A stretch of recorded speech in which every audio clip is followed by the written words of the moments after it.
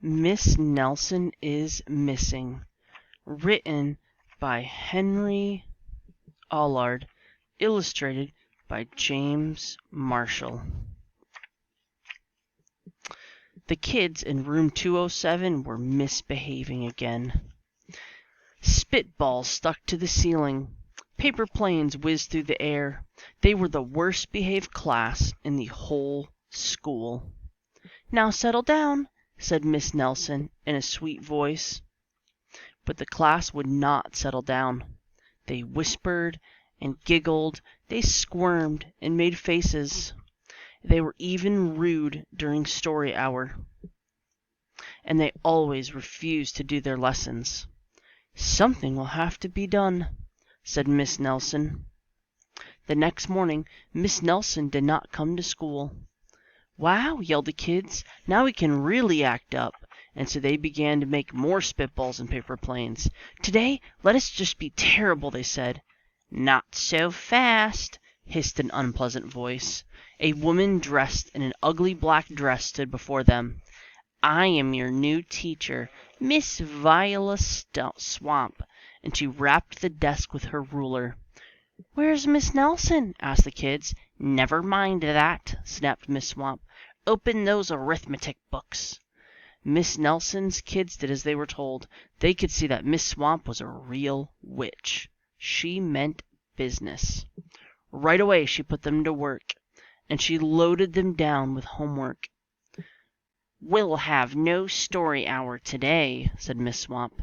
"Keep your mouths shut," said Miss Swamp. "Sit perfectly still," said Miss Swamp. "And if you misbehave, you'll be sorry," said Miss Swamp. The kids in room 207 had never worked so hard. Days went by, and there was no sign of Miss Nelson. The kids missed Miss Nelson. "Maybe we should find her," they said. Some of them went to the police. Detective McSmog was assigned to the case. He listened to their story. He scratched his chin. He said. I think Miss Nelson is missing." Detective McSmog would not be much help. Other kids went to Miss Nelson's house. The shades were tightly drawn, and no one answered the door.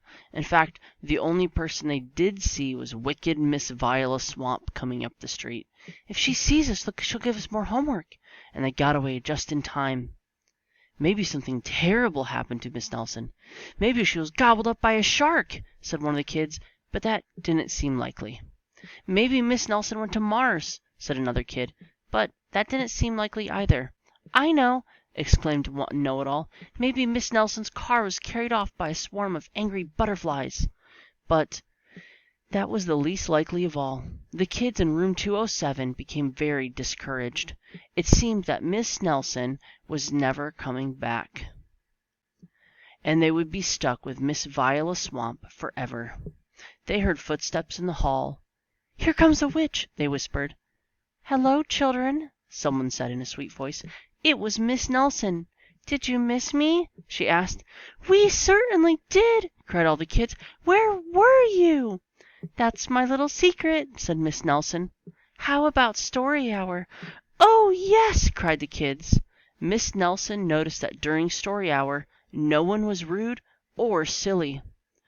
"What brought about this lovely change?" she asked. "That's our little secret," said the kids. Back home Miss Nelson took off her coat and hung it in the closet, right next to an ugly black dress. When it was time for bed, she sang a little song. "I'll never tell," she said to herself with a smile. P.S. Detective McSmog is still working on the case. He is now looking for Miss Viola Swamp. The end.